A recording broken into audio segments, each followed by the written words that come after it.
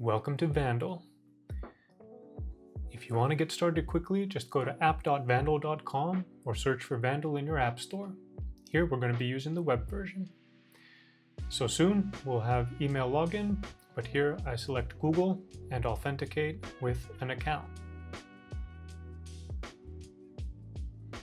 And the first time you come into Vandall, you'll have a little onboarding where you can define your information.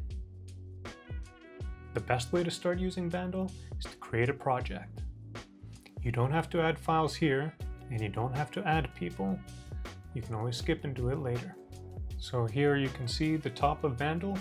So from the top, we can navigate back, we can go to project settings, we can look at our release package, and filter our timeline. And at the bottom, we have a place to send messages and add files. To start, let's add some members.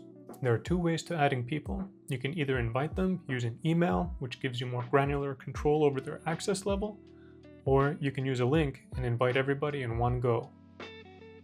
Another thing that's super straightforward in Vandall is adding files.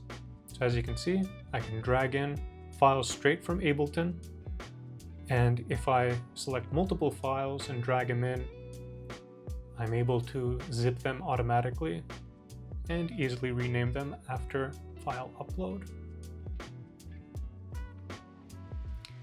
Now we can go into the metadata and define some information, which then helps complete this project.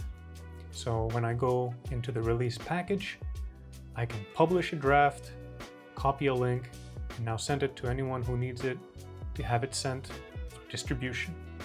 With Vandall, it's that easy.